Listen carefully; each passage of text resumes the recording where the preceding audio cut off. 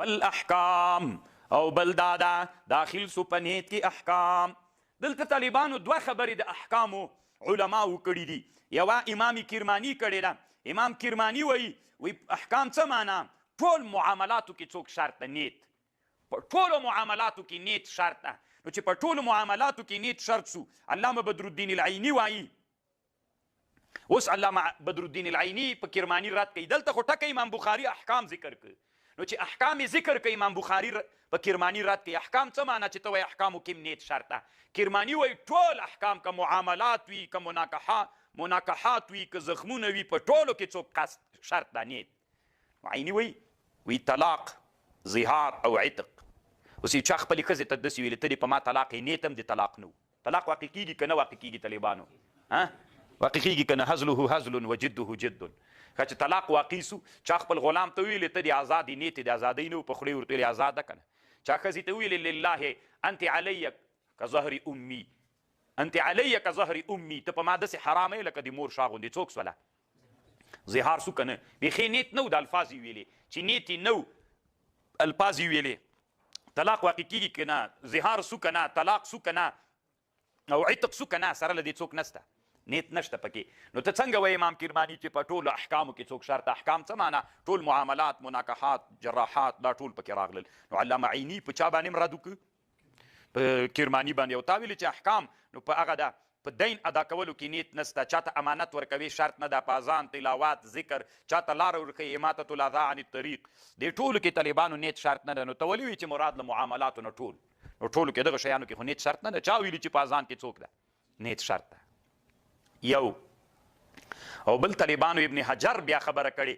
علامه ابن حجر وایي مراد له احکامو نه هغه معاملات دي چې احتیاط فیصلې ته لري. دلته مراد له هغه نه څه ورته وایي احکامو نه، احکامو کې هم نیت شرط ده. ابن حجر وایي مراد له احکامو نه هغه احکام دي چې هغه احکام طالبانو احتیاج فیصلې محاکمې ته لري. ټول احکام نه کوي طالبانو، هغه احکام چې چاته ضرورت لري، محکمې ته ضرورت لري، چې فیصله پکې وسي، دې ته ضرورت لري. مراد له احکامو نه دا ترېنه مراد دي. نو طالبانو علامه ابن حجر په ده باندې رد کړی ده. تاسې د ابن حجر په مطلب خو پوه شوئ که نه؟ ګوره ابن حجر داسې وایي مراد له احکامو نه هغه حکمونه مراد دي چې کله د دوه کسانو په مابین کې یو مسله وي، د دوی دواړو په مابین کې جنجال پیدا سي، محکمې ته یې ویسي. چې محکمې ته مسله لاړه حکم ته، نو بس دا شی چاته ضرورت لري؟ نیت. نو علامه بدرالدین العیني په ابن حجر باندې رد کوي. د دوه کسانو په منځ کې جنجال ده، یو وی دما ده، بل وی دما ده. د دما امانت ته تا سره میښی، هغه ویلې نسته در سره. قضا ته فیصله له قاضي فیصله پکې وکړه چې دا ودیعه وه د پلان کې ورې که درته. نو چې ورکولې په دې ورکولو کې بیخي نیت ته ضرورت نشته. نو خو دغه د دام حکم سو، په فیصله باندې سو. نو علامه عیني رحمه الله هم په چا باندې اعتراض وکړ؟ څه ورته وایي؟ هم یې په امام کرماني باندې رد وکړ، هم یې علامه ابن حجر باندې رد وکړ. عیني یو رد طالبانو په ابن منیر باندې هم کړی. علامه ابن منیر طالبانو د بخاري او بل شارح ده. د یوه خبره کړې طالبانو، دی داسې وایي هر هغه عمل چې عاجله فایده نه لري، عاجله فایده نه لري، یعنی یو عمل کوي دستې تا ته فایده نه راځي، نو دغه شي کې د تا مقصود طلب د ثواب وي، نو دې ته څه ویل کېږي؟ نیت. دغه شی نیت ته ضرورت لري. هر هغه عمل چې دستې تا ته ګټه نسته ده، چې دستې تا ته ګټه نسته عاجلا، که عاجلا وي اخرت کې بېله مسله ده، خو دا نیت ته ضرورت لري. نو خو دې نه معلومه سوی تا ثواب پکې مقصد د نیت ته ضرورت لري. علامه بدرالدین العیني طالبانو په ابن منیر هم شرحه کړې ده.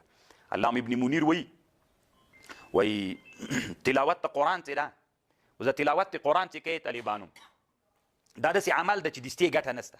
زه اوس چې د قرآن تلاوت کوم طالبانو، دې ګټه ماته عاجله ده که عاجله ده؟ عاجله ده، دستي خو نسته ګټه یې راته. نو چې دستي ګټه نسته ده راته، نو خو دما خو مقصد پکې ثواب سو، سره له دې نیت. طالبانو دا یاد ساتئ، هېڅکله دې ته مخوابدي کېږي. هر وخت په ټولنه کې لږ خلک کار کوي، ټول علما نه وي، لږ علما وي چې فکر پسې واخلي، ټیله کوي او هدف ته ورسېږي. طالبانو دومره خوند یې راکړی که نه دې باب، د دې باب مقصد شی ده الدین النصیحة لله ولرسوله ولکتابه لرسوله ولأئمة المسلمین وعامتهم. ته اوس ورته ګوره، یو عالم نه نقل کړی علامه زکریا سے محمد یونس شیخ الحدیث فی جامع مظاهر العلوم دیوبند کې طالبان. پرون هم طالبانو یو ملګري 23 طالبان سکه په جامع دارالعلوم دیوبند کې افغانان 23 نفر دي.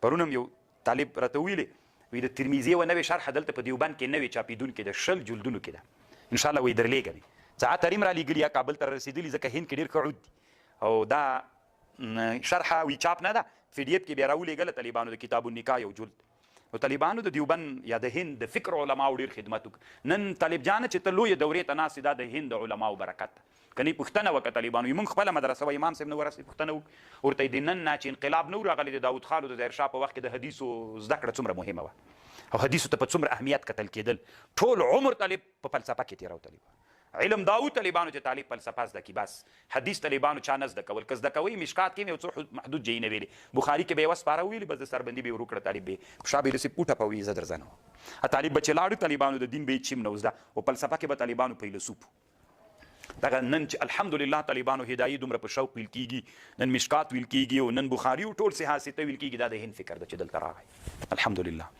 اوس طالبانو دغه عالم نه نقل کړی د دی وی چې دغه باب مقصد شی ده چې الدین النصیحه وی د دې باب مقصد دا دی امام بخاري ځکه د کتاب الایمان په اخر کې دا باب راوړ کنه چې کتاب العلم شروع کیږي وی دا ځکه دلته راوړ د امام بخاري مقصد دا ده چې ما په کتاب الایمان کې چې کمی مسلې ذکر کړلې او په دې ټولو مسألو کې مې چې په چا باندې ردونه کول قسم په الله په دې کې مې نصیحت دی الله دپاره مقصد حسد مې مقصد نه و د زړه یخول مې مقصد نه و صرف مې دا مقصد و الدین النصیحة لله ولرسوله ولأئمة المسلمین څومره لوی ښه مقصد یې د طالبانو والله ما قال ابن حجر ولا العیني ولا القسطلاني ولا الکرماني ولا ابن بطال ولا ابن ابي جمره دا طالبانو رښتیا وایي طالبانو خوند دې وکړه که نه د دې باب مقصد څه شی ده امام بخاري وایي په ټول کتاب الایمان کې چې ما ردونه کول هر باب طالبانو یو چا باندې رد وکنه فرق باطله باندې یا په هغه چا باندې چې دو سره اختلاف درلوده نو امام بخاري رحمه الله وی په دې ټولو بابونو کې یا په دغه بابونو کې چې ما رد وکړي چې ایمان مرکب ده زیادت و نقصان قبلي احناف ویلي بسیط ته زیادت و نقصان نه قبلي په دې ټولو باندې مې چې رد کړی د ما بل هیڅ مقصد نه نصیحت مې مقصد ده الدین والنصیحة لله ولرسوله